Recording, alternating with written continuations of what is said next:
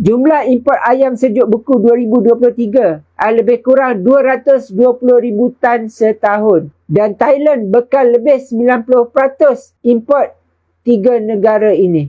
Thailand, Brazil dan China. Thailand ayam sejuk beku lebih kurang bahagian ayam 182,992 tan setahun. China 10,862 tan. Dan ayam sejuk beku yang seekor ayam bulat hampir tiada. Dan dari Brazil, ayam sejuk beku untuk bahagian 10,107 tan dan ayam sejuk beku seekor 54 tan setahun. Jadi jumlah anggaran setahun untuk Thailand 198,900 tan setahun untuk Thailand. Ayam import sejuk beku dari China 10,900 tan setahun. Dari Brazil 10,200 tan setahun. Dan ini adalah data yang melibatkan loji pemprosesan ayam yang diluluskan untuk ekspor ke Malaysia. Semua loji perlu diluluskan oleh DVS, Department of Veterinary Services, Jabatan Perkhidmatan Veterina, dan memiliki pensijilan halal yang diiktiraf JAKIM. Di Thailand ada berapa? Di Thailand ada 10.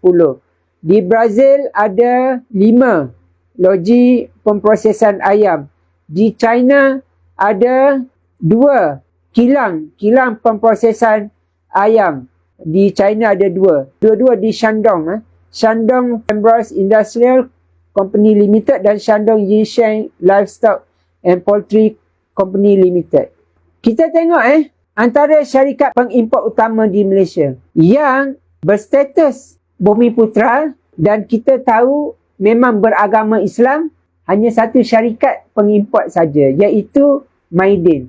Ini yang menimbulkan soalan yang sangat besar. Kenapa hanya Maidin? Kenapa kita tak boleh ada beberapa syarikat pengimport dari kalangan Bumiputra Melayu Islam ataupun dari kalangan warga negara Malaysia yang beragama Islam yang menjadi pengimport terbesar untuk ayam sejuk beku halal ni? Maidin sahaja, satu-satunya syarikat Bumiputra yang menjadi pengimport utama di Malaysia. Selebihnya semuanya bukan Islam, bukan Bumiputra. NSK Trade City, peruncit dan pengimport ayam sejuk beku. Lotus Malaysia, syarikat dari Thailand jugalah, pun bukan Bumiputra. Lulu Hypermarket pun bukan Bumiputra. Lagi Smart FB Marketing Sdn Bhd. Ini semua kita tak boleh nak tahu. Mereka ini syarikat Bumiputra ke yang beragama Islam ke, kita tak tahu. Tak ada maklumat. Smart FB Marketing Sdn Bhd. Tough Import Export Sdn Bhd.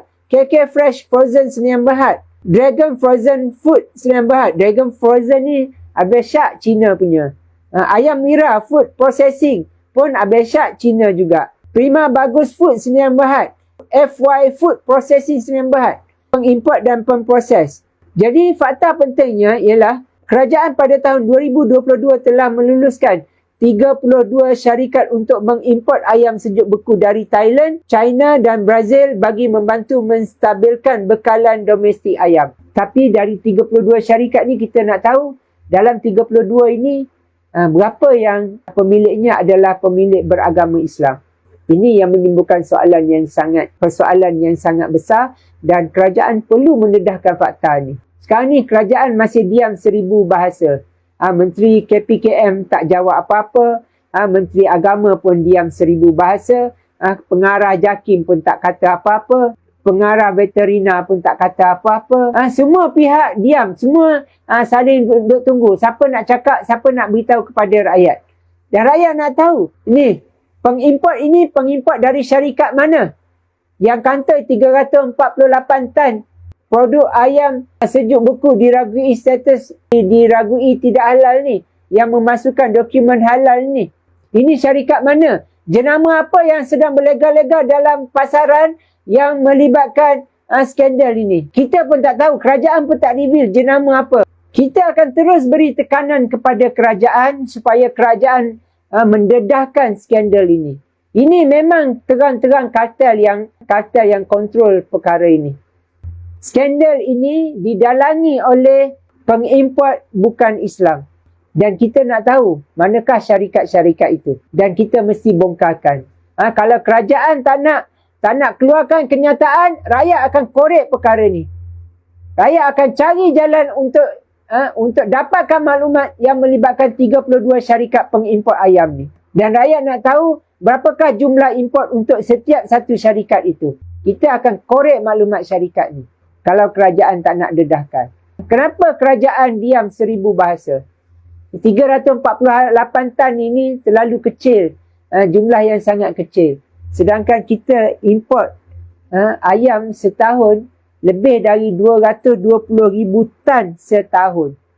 Jumlah yang sangat besar. Jadi dari segi nilai ringgit, nilai ayam import ini bernilai lebih dari 502.4 juta US dollar. Bersamaan dengan 2 bilion ringgit setahun. 2 bilion ringgit setahun ini bersamaan dengan 2,000 juta setahun.